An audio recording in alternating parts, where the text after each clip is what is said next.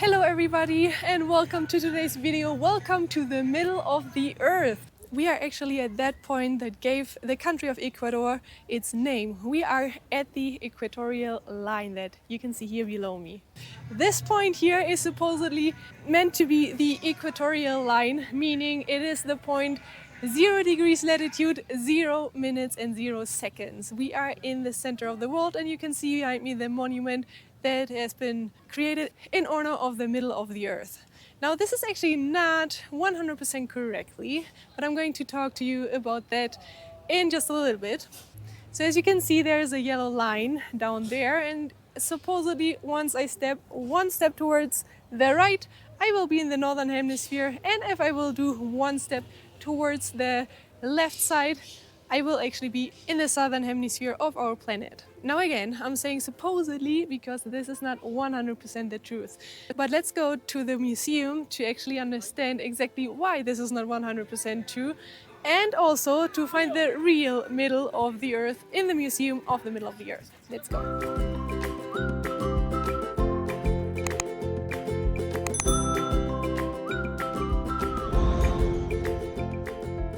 So this there behind me is the monument that we have just seen, and we are now close to the real middle of the earth, and I'm going to show you that now. Now here we are. Welcome to the real middle of the earth. This is the point 000. This is exactly the middle of the earth, and as you can see here below that red line, if we take a step towards this side, we are in the northern hemisphere. If we take a step to that side, we are in the southern hemisphere. And this line actually crosses 13 countries in total. But here in Ecuador, this is the highest point where we can find the equatorial line. The monument where we've been before is actually about 250 meters away from here. It is not really at the wrong place because it is still at the equatorial line. You have to remember that that line is not just a tiny line, it has quite a width. So it is on that line, but it is not exactly at the center of it. What actually happened was that in 1735 there was a mission and people were trying to find the middle of the earth, or actually they were trying to figure out what exactly is the form of our planet. And they made a lot of calculations and so on, and they tried to find the middle of the earth, and they thought it was over there, 250 meters away from the real center of the earth. They actually created a monument there that we've seen before, a monument to honor that point 000. And about 200 years later, they found out it was a little bit wrong. They made a little mistake there, and they realized the real center of the earth is actually here. Here behind me, we can see a tomb of indigenous people of the area, the Quito. And these people knew exactly where they lived because the name Quito, the city of Quito, actually has its origin in their language. And it means something like the center of the earth or the middle of the earth. So they knew exactly where they were. And now this, what you see here behind me, is basically a tomb. You can see a body that is down there. People of a higher hierarchy have been buried in these kind of tombs. And they have been buried always with their personal belongings, and also the men have been buried with their wives. Whenever a man died, he has been buried with his wife, even though she was still alive. They gave her something to drink so that she wouldn't die painfully, but anyway, it's kind of brutal, I would say, but very interesting. Now what I think is really crazy is that these people, the Quitos, they actually knew exactly where they were. They knew this was the middle of the earth, and that without any technology that we have nowadays. And hundreds of years later, engineers came here to find the middle of the earth and they got it wrong. Actually a bit funny, but now we found it and we had the real point with military instruments and engineers that actually found this correct place. We are now going to start a few experiments that you can see here on the middle of the earth, and you can see the impact that have the different hemispheres on our earth. The impact, it's like a magnetic impact that we can witness here.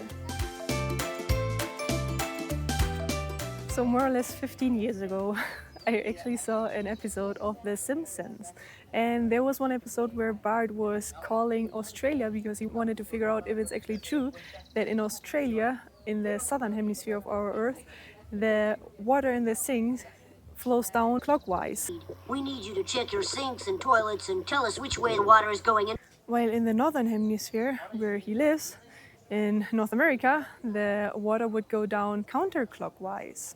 And here's an experiment with which we can actually figure out whether this is true or not. And also, ever since I've seen that episode, I was wondering, are you actually going to see that effect on the equator already? Like if you step one side to the north, you will see that effect, and one side to the south, the flow of the water would go the other way around. I was kind of wondering that since 15 years, and I'm finally getting my answer.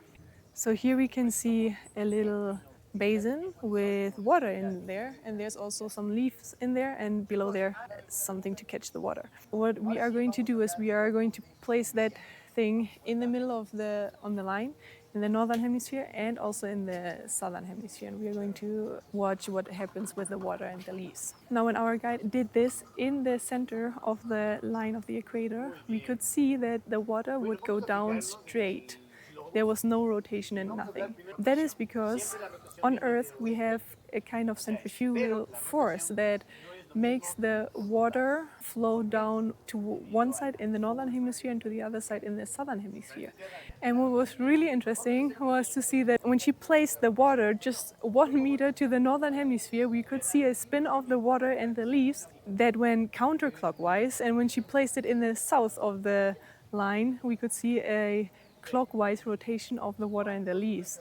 And that is actually my answer. You can clearly see that effect already here on the equator. Just moving 1 meter towards the north or towards the south, you will actually see that effect. That is kind of insane if you think about it, and incredible what Mother Nature can do. And just another sign that we actually have a really powerful and incredible planet that we live on. And then we have another experiment here behind me. They say that it is so much easier to place an egg on a nail. I don't know if you've ever tried this at home, but they say here on the equator it is way easier because of that same effect, that the centrifugal force of our Earth is cancelled out here, and therefore there's nothing that pulls the egg towards one side or the other. So it is easier to place it actually on a nail. And our guide just showed us how to do it, and it was insane. She did it within seconds and it just stood up. Absolutely incredible. Also, because of all of these forces that cancel out here on the equator, they say that here we actually weigh less than in other places of the world, which is insane. If you just need to lose some weight, come here to the equator and the problem is solved. How cool is that? Now we are back to where we started today's video, back at the monument of the middle of the world. And I really hope that you understand that this line that is here on the monument, there where you can see all of the people standing. I hope you understand that this line is actually not wrong in general. It is the equatorial line. The equatorial line is not a fine line. It is actually a line that has a certain width of several meters. The line here, the yellow line, is also the equatorial line. It is simply not the point 000 that is at the museum over there. Now, I definitely enjoyed this place. It is definitely worth it to come here. I learned a lot. I loved the experiments. I love to see the physics of our planet. It is kind of incredible if you think about it.